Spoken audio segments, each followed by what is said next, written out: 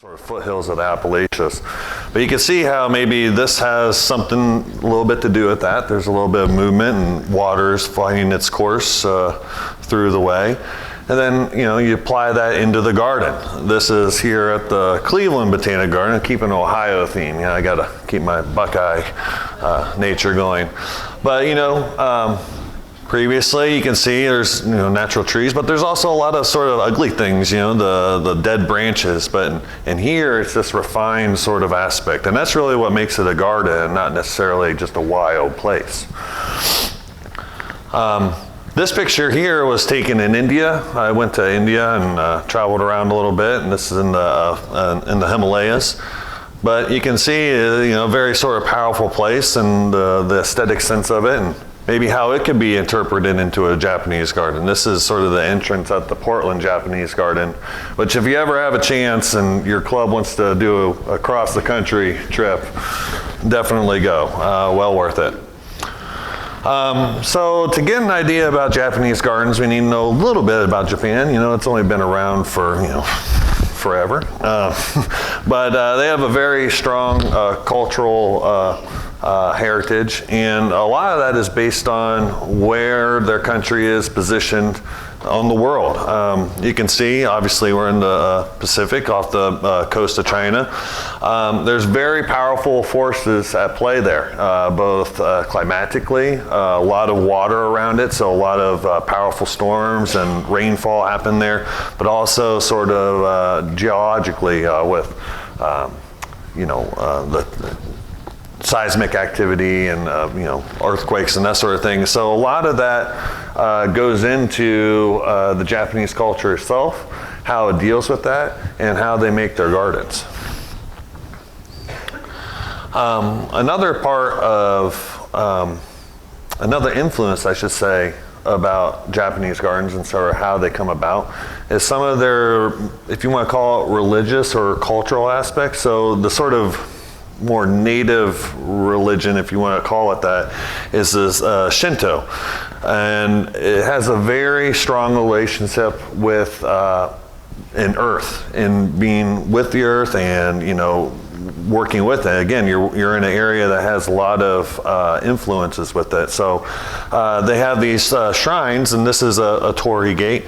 And I think there's a lot of misconceptions about what a torii gate is. It's essentially just a marking place of saying this is a sacred spot. So if you see like a torii gate in just like a regular park, it's sort of like, it'd be like putting like a cross in a park, and you can kind of maybe see where that could be a little bit contentious to some people.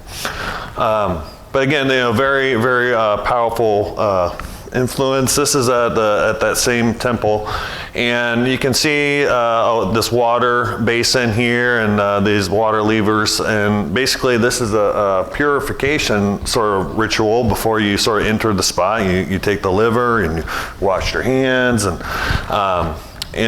it's important to have these locations, these special spots, because you can see in the background there's little streams here. Well, this is one of the headwaters that go into Kyoto. So not only is it a sacred spot, but by having this sort of temple there, you're also protecting your investment in groundwater, keeping it clean and that sort of thing. You can see they're working the levers there.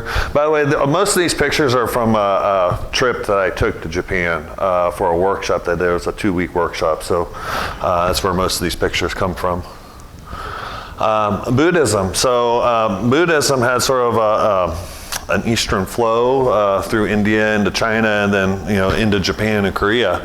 And there's several different sects of Buddhism. We won't get into all of that, but it has a pretty influential aspect onto some more traditional Japanese gardens.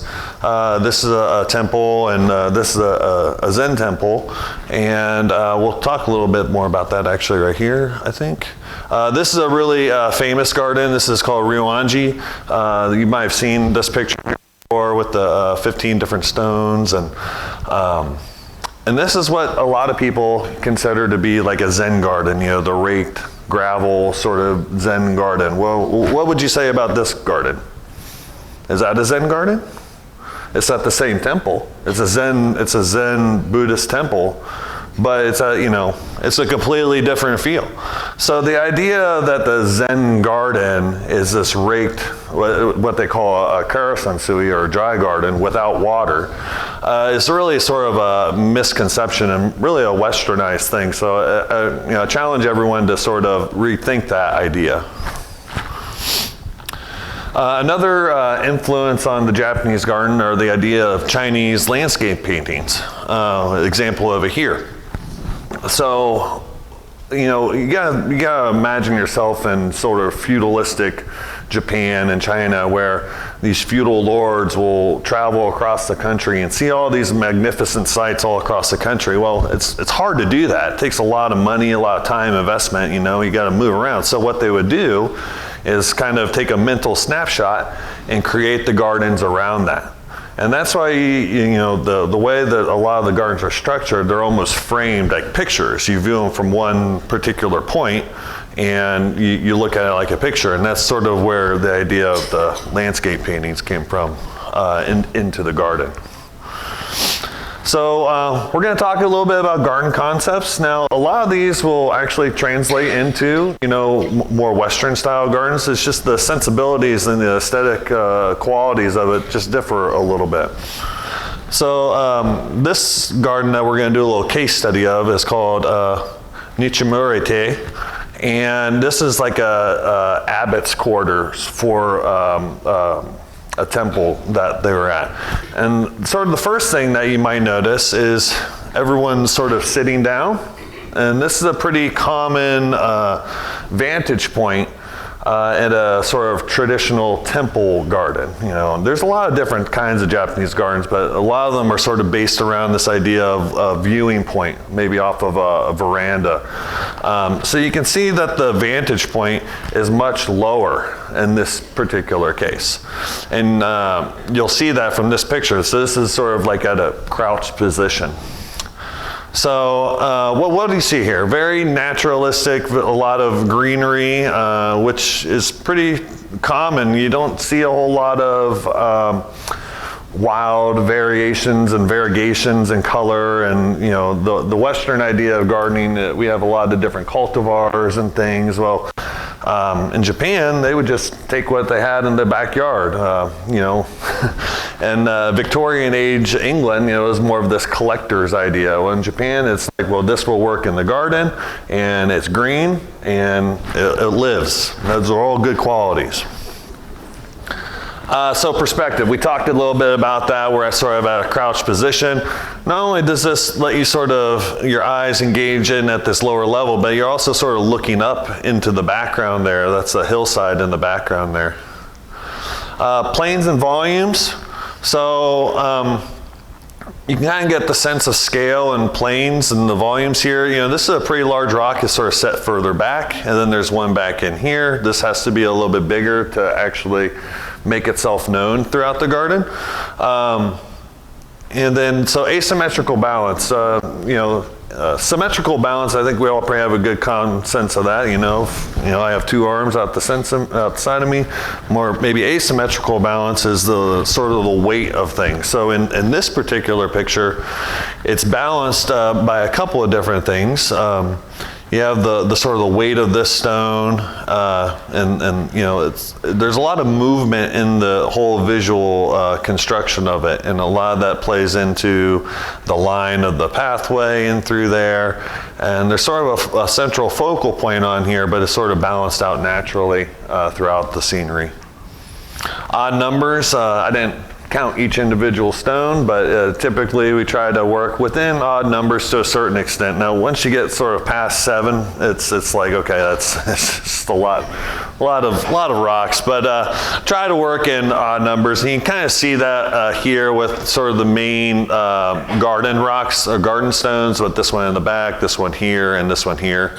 And this sort of going back to the asymmetrical balance, you get that sort of triangulation of things. So we use a lot of triangles in gardens it's a very stable sort of shape and structure. So we use that quite a bit. Line, in our gardens, we might think of line with the pathways that we have or the structures that we have in here. In the Japanese garden, there's a lot of very sinuous lines to it, but again, it sort of contrasts with these very hard lines also, which also sort of help frame the view of what we're looking at. Contrast. Again, these are not concepts that are unfamiliar to us. We have them in our gardens. We just see it a little bit different. Very good, strong contrast between this material here. It's almost like a concrete, and then the more natural material of the rock, and then texture in the moss and the other material throughout the garden. And the idea of wabi-sabi. So wabi-sabi is basically like rustic beauty, or sort of an appreciation in the natural state of things, or how things got there. So we like to, I say we as a generalization, but in the West, we like to have sort of a polished look on some things. Well, here, it's the appreciation of things that aren't quite so perfect. Like this cracking in here, that sort of happened naturally, and it's sort of, think about the scene if that wasn't there. It would almost seem like too perfect. So it sort of helps put an ambiance on the whole scene. So it might be a little bit hard to read the text there, but so during my time in Kyoto, we had a really great lecture, and I kind of stole these ideas from that. But it's the 10 aesthetic senses in the Japanese garden that he presented to us. Now these aren't necessarily all of them, and it's sort of a kind of a weird translation of things, so I'll try to explain it the best I can. So detail. Every detail of the garden is made with great care. Detail expresses the whole. This is really important. So this is a garden called Mirionen. Really cool garden, sort of in the southeastern part of Kyoto. You can see that this garden was created with really attention to detail. Might be a little bit hard to see, but in the stream here, these are all little rocks and pebbles that stick up out of the stream. Almost like if you were looking at a stream coming out of a mountain with just small rocks coming out of it. The attention to detail with how the stepping stones are laid out. The attention to detail about the hillside in the background and how it translates into the garden. I mean, there's a strong connection between this rock and this here. How it's maintained. These trees here, they're probably 50, 60 feet tall, and they're kept that to sort of help frame the whole view. So a lot of detail work goes into the garden. Being in the season. So we have that, although we only really have like 2 seasons here, right? Maybe 1. It's like summer most of the year, right? Wholeness of the space is concentrated into every moment of the garden experience. So this is at a Joruji temple. This is another Buddhist temple, and we were there. I want to say it was September, early October. So you can just see the very hints of fall color starting to happen on the momiji or maples. And then also this is the flower bloom of miscanthus. I think we're relatively familiar with miscanthus. It's relatively common, more so up in Ohio where I'm from, but this is a very common scene that you see in Japan. Along a pond is the combination of a maple and the reed grass and miscanthus. But being in touch with the season and really taking note of that, because they have 4 distinct seasons there, where they're at in the world. Parallel arrangements of the details. The assembly of details with parallel relationships between their values. Traditional Japanese spaces consist of details with equal values, every one of which coexists to provide a specific appreciation of the space. It's a lot of words, and I'll try to condense it down here. So, basically, we want to take what's going on back there and bring it into here. Make it feel like it belongs. And then also, back there is the natural sort of state of things, but you can't really tell if it's a busted out tree. But here it's a very refined sort of thing. And then also the relationship between the lines of the sort of pads, if you will, of the trees, and then also the architecture of the building. So it just helps to create a very naturalistic feeling in the space. Signs of nature, basically architecture is articulated with different degrees of the signs of nature from the outside that are precisely controlled by the unique forms of borders such as fusuma or soji, which is the screens that you see, sort of the silk or the paper screens that you see, with different degrees of ambiguity. So you see that this is at, again, Ryoanji, which you looked at earlier. But you can see the architecture and the shadows. This is sort of backwards how you might see it inside of a structure, with maybe there's some shadow play on the soji itself with leaves or something of that nature. But what you really tend to see is the strong connection between the garden itself and the architecture that it's around. You can see that there's this trough. This is where the water from the sukubai comes down and is released, but it's kind of hard to see. It's very dark here, but this is sort of the veranda right in here, so they're sort of lined up. So the architecture is closely tied into it, and then you have these really interesting effects that come with that. So the ma, or interval, just like relationships between people, a suitable distance or interval between materials is important to create a spatial harmony. So basically, if we're looking at this scene in Ryoanji, this is what they would call a little suboniwa, or a little courtyard garden, a little pocket garden. It might be all of 15 feet long by 6 feet wide, but it's a little corridor between spaces at a temple. So there's energy in this picture. There's a lot going on in such a simple thing. And if we break it down a little bit, we can kind of get an understanding of why. So I kind of just threw these lines in here to start seeing the space. And this is what we're talking about with the ma, this space between things. You have these sort of regular intervals between these different sort of things going on. And they're all relatively the same size, but if you weren't to look at it, didn't have those lines on there, you wouldn't see that.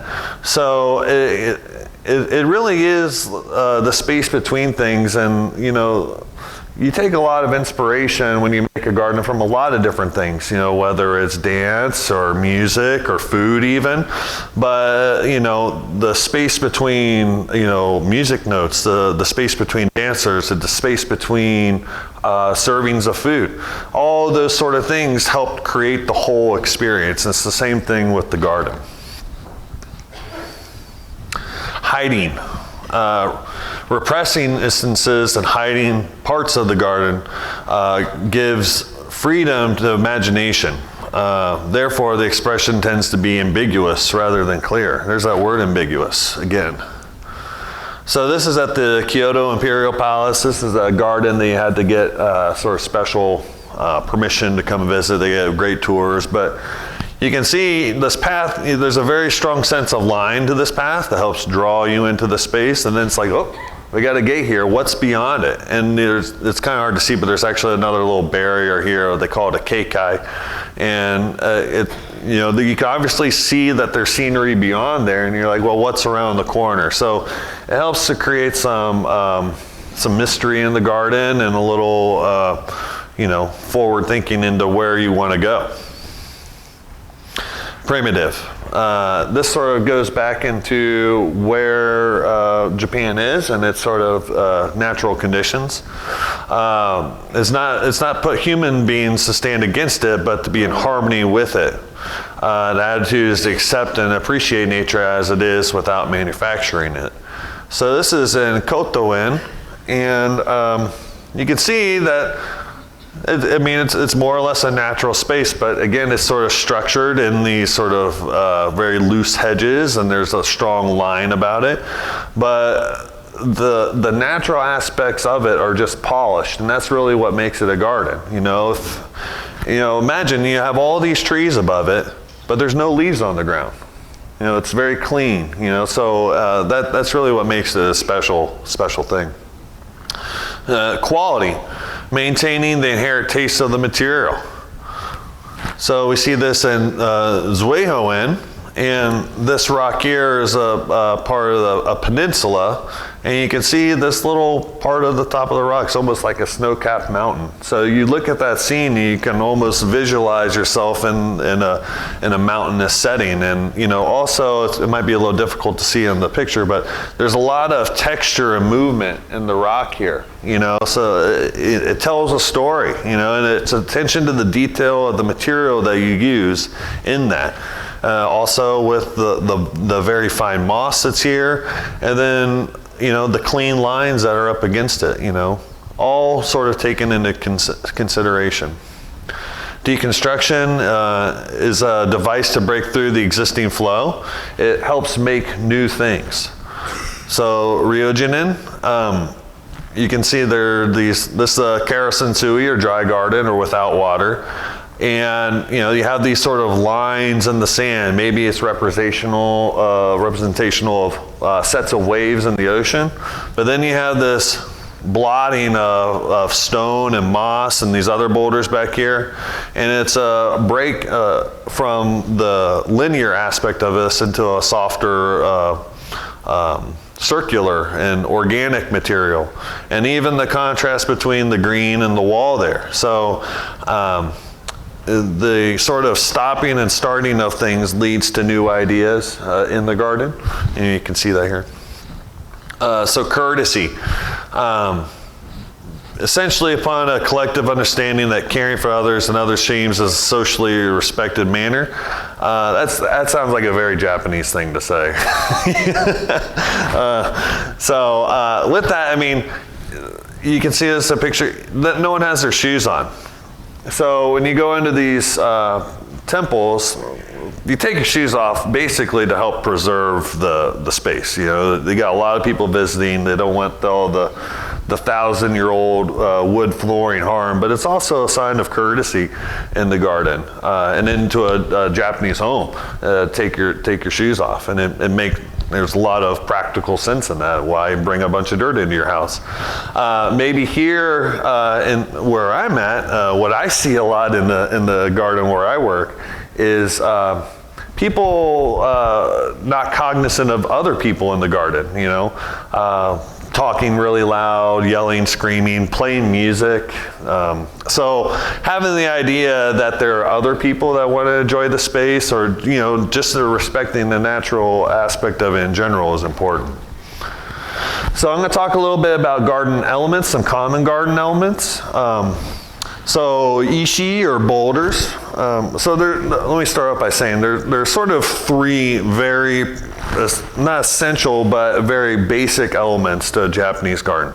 You have boulders, or land, some sort of landform, plant material, and water. I mean, those are essentially what they're made out of. Now, we've seen some dry gardens without water, but a lot of the way the raking of the sand is done represents the water. So you see a lot of play in that. But one of the garden elements are boulders. You can see this is at a garden at Nijo Castle. So you know, this is all intentionally set. Each one of these boulders was set to its position and maintained to that position for over hundreds of years. You know, think earthquakes, a lot of this movement around, so they have to maintain these things. But a lot of the time what you see are these sort of flat-topped guys, here. And what that does is sort of, it's that sort of parallel elements, things that we talked about. It helps your eye transition all the way through the scenery, all the way even back to this stone bridge back here. But you can see we have upright boulders, horizontally laid boulders, some that have a sloping angle. You know, so in this picture, there's a lot of dynamic movement going on. a very rugged coastline. So the way you lay your boulders out helps to convey what sort of scenery you want to convey. Also the type of material. This is again very rugged, so we would think maybe a coastline. Now maybe if it was a smoother rock, maybe that's more of like a gentle stream where it's had time to age and erode over time. So Suna or sand, you can see even in the layout picture here. This particular kind of rock or sand, it's really more of a gravel. Comes out of a river in Kyoto, which they've actually stopped people from harvesting because it's running low. But there's a lot of different kinds of rock or sand. But I wanted to show this picture here. This is Ginkakuji, another really famous temple in Kyoto. And you can see what they've done with the sand here. This is all raised sort of platform. You can kind of get, again, a sense of maybe sets of waves or some sort of pattern. And then the background, that's a big cone of sand that they've set up. And it's really, in this particular case, that's representative of Mount Fuji. Fujisan has a very sort of flat-topped thing. And again, this might be one of those ideas where, you know, traveling across the country, we have these really impressive sites and we don't have pictures or cameras at the time, so we have to recreate it in our garden. This is one way that they did it. So garden tree or niwaki, which we'll talk about later today in the pruning lecture. This is at Kinkakuji. So this is a really crazy, this is one tree. You can see what's going on underneath here with the bamboo structure to help support this. But niwa, let me break the word down a little bit. Niwa is garden, ki is tree, so we have garden tree. So it's a little bit different than what we might see in some of our gardens where we have like a big overstory tree, like an oak or a pecan. It might be in the garden, but it's not really a garden tree in the sense that we manipulate it, we prune it, we structure it to convey what we see here. This very organized, but you know, again, asymmetrically and natural form of a tree. And it essentially is trying to get to the essence of a tree and what we want to show. This is another cool tree. This is this one here was a Japanese white pine. This is the Japanese black pine, which is probably the most heavily used tree in all of Japanese gardening. You know, it's a symbol of longevity and ever-presentness. It's a evergreen, but this tree is really cool because you can see the main trunk of it here, but this is all part of that one tree, that lower part. So you can see how the low branches are kept real low like that. And I don't know, I didn't have another picture of it, but you know, this is all within a couple inches of the ground right there. So it takes a really long time to do that and a lot of care, which I'll talk a little bit about. Karakomi or clipped shrub. You can see at the Portland Japanese garden, these tightly clipped shrubs. These are probably azaleas, which I know we're probably all pretty envious of down here. In Memphis, azaleas for days. I mean, but here, not so much. But boxwoods, yopon hollies make great karakomi. You can clip it really hard. Again, these could be shrubs in and of themselves, or maybe they're expressing sort of landforms in a scenery. So koke or moss up here, you can see you don't really do that so much here. But what it does do is sort of makes an interesting texture and element to the garden on the ground plane. What might usually just be a boring ground plane is accentuated by the moss, and you can see the roots coming through. And this sort of is the wabi-sabi sort of parts of it.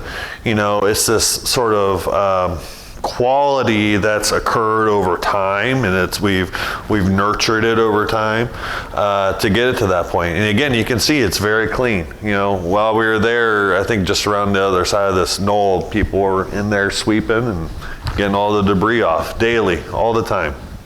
Mizu, water, different qualities of water. And this at Kinkakuji, you can see the very still, flat aspect of the water, giving a nice reflection of the scene. Or mirroring in this sort of dynamic quality where, you almost have this mountainous scenery with the water working itself down. There's a fall here, one here, and one here. So again, asymmetrically balanced. But sort of hidden by this rock here, and then it falls here, and then it sort of becomes another thing. So a lot of different qualities of water, or without water, as we've seen in dry gardens. Again, in mirroring in, so we've gone from the more mountainous movement of water, very fast paced, to the further down, the slower pace. So the mountainous part is sort of back there, where the mountain does come from.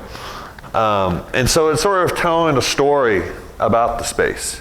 We move from high to low, fast to slow, which in some ways is kind of how we are, right? When we're young, moving fast. When we're older, yeah, maybe not so fast. Nobadan, path, this idea, shin gyo so, which basically means from formal to informal. Basically formal to informal. But the Nobadan is your typical pathway that you have in a garden. So this one is a pretty formal pathway. It's got nice clean lines, nice solid straight lines on the sides, but the material it's made out of is very informal. It's irregular stone, arranged in a way that the design is formal. So you have this idea of formal and not so formal material. As opposed to this, where you have some formal material with these cut lines, but the pathway itself is a little bit looser. And this is where we get to be a little bit, as garden creators, we get to be a little bit playful in the garden. And really it comes down to what material is available. And the idea of, the sense of space and how you want it to feel. You can see here, this is a pretty formal pathway to a pagoda, sort of it's sort of a marking place. Sometimes it's a grave, sometimes it's just a special site. So they want a very easily traversed pathway to get there. Here, it's just a small corridor between two different little small spaces at a house. So it doesn't need to be real formal. So Ishidoro, a stone lantern. So a lot of people have questions about the stone lantern, what are they about? And you got to kind of think about where they might have come from. So, back in the day, as we'll say, they didn't have electricity, so they needed places to light the way, light the path, and this is what these lanterns are for. Now they're more ornamentation throughout the garden, but a lot of it came through Buddhist temples. So there's like this votive light, sort of how like we might light a candle at church or something like that. It's sort of it can be representational of that, but mostly now it's more ornamental in feature. So this one here is, I think they said about 800 years old. So they can be very, very old. These are typically made out of granite, hand chiseled. So you can see the very precise nature of the lines and the smoothness of the column, all hand chiseled. And this was at a stone pagoda and lantern company where they made these things. And the amount of care and detail that go into it, I'm going to tell you, is something else. It's pretty amazing. And of course, all the chipping that they do creates the little chips, and those are used in the garden. So very thrifty people. What I'll say about the stone lanterns, this is just one type of stone lantern. There are several different types, and they all sort of have their own sort of place in the garden where they might be. And that's one thing that we sometimes see that might be off in a garden, especially in a Western setting where it's like, oh, if you have a stone lantern, that makes it part of the Japanese garden. Well, if we want to be a little bit more authentic, maybe it needs to go somewhere else in the garden. So gaki fence, typically a bamboo fence. This is at the Portland Japanese garden. So this is in their tea garden. Very rustic setting. This is the tea house, and basically in a tea garden you have an inner and outer garden. This sort of fence here, which is Yotsume gaki, probably the most common fence that you'll see in a Japanese garden. It's almost like a picket fence, very similar, or very simple design, but it's a simple barrier to, you know, with varying degrees of sort of transparency. Here, you know, it's just a way to delineate the space and say these are two different things. And then at Genkakuji, this is I think they call this teppogaki, but you can see this is more of a security fence, more of a perimeter fence where things aren't so easily coming through it.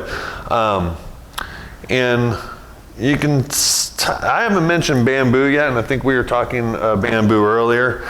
So bamboo in the garden isn't really a thing. Inside a Japanese garden. If you see it growing in the Japanese garden, it might just be one or two pieces of it that's maintained every year to keep it that way, and it's sort of representational of where the bamboo comes from. That's typically in the mountains. But when you do see bamboo in the garden, it's in this sense, where it's actually a building material. More so than planted in the garden, because as we all know, it's the worst thing ever in the garden. It's the worst. I have a lot of it, and it's a pain in the butt. That's all I'll say about it. Here is a little sleeve fence. Again, this kind of gets at the idea of hiding. You know, what's beyond this little fence? Probably just like an AC unit that we don't want to look at. But it's a little sleeve fence. You can see it's underneath the eave here. Again, there's a strong relationship between the architecture and the garden. And it's not so much the two different things, but more of two things coming together to create one thing. So that's an important part of it. Bamboo in the garden. Sasa bamboo. Still a pain. Sukubai, or water basin, we saw a little bit of that earlier. So this is sort of, again, a cleansing part of it. This is a ryunjin. And basically, this would be spring-fed in a traditional sense here. I'm making one right now where it's a pump at the bottom of a basin and just recirculate the water. It depends on the situation. A lot of the tea ceremony, you have a certain arrangement of stones around it. But basically, what's pretty common is to have a large stone to stand on, and then that way you can crouch and do your cleansing there. But basically, there's a couple of elements. There's the keikai, which feeds the water in, the chozubashi, which is the basin itself, and the whole arrangement is what we call the sukubai. So, we talked mostly about what makes up a garden, the design elements, what features are in it. But the biggest thing that makes up a garden is the maintenance of it.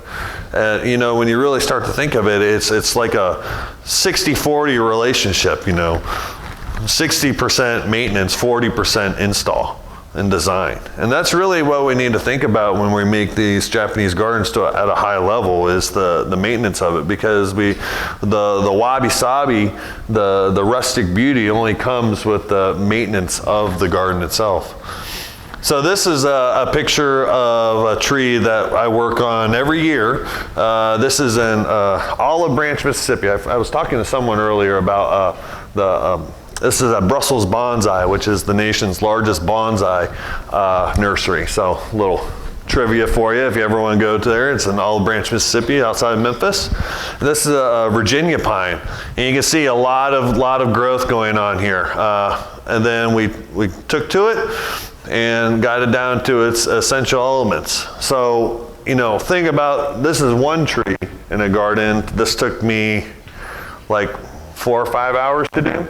So there's a lot of garden maintenance, and this is just, I only have time to do one slide on it, but this is just one aspect of it.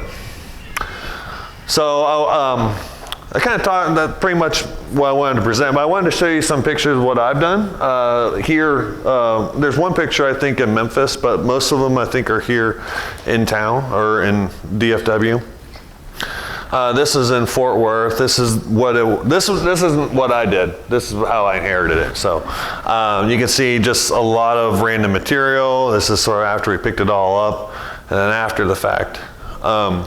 So we reused the material that the garden already had.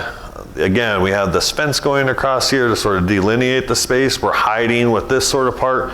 And this view is from the driveway, and what we're hiding is this staircase. You know, don't really want to look at it, and it sort of creates two different rooms. And there's a nice view of this. It's kind of hard to see, it's a little dark, but it's that rock arrangement. And so, and then the lantern, this type of lantern you would see commonly around like a pond, but here, you know, it's sort of representational with the water, or the gravel is being watered. I almost like to think of them as like lighthouses. You almost see it like a lighthouse. I didn't have a really good before picture, but this is a different one. Another photo of a project that I did, a little courtyard garden. Everything was brought in over the top of a wall with a crane. Again, just a really simple arrangement of things. A nice little accent piece with the fence here. These are Yopon hollies for the Karakomi. Really simple spaces. And this is Memphis, a friend of mine's house that I helped build the fences. They're really, they're Japanophytes. I think they've been to Japan like 20 times, and she's really into tea and tea ceremonies. So this is their little tea garden that they have. And I think that pretty much wraps it up for me. I did want to mention a few things about the Fort Worth Botanic Garden. We got a lot of things going on this spring. So we planted 100,000 bulbs, 100,000 tulip bulbs. That was a lot. It's a lot. So we have those going to be coming up here soon. We have the butterflies in the garden, which was mentioned. I think that starts on the 29th of February, runs 6 weeks. And then in April, you can come visit me at the Japanese garden. We'll have our spring festival at the Japanese garden. So I hope to see you all there, and I appreciate you all having me today. This is great. Thank you very much.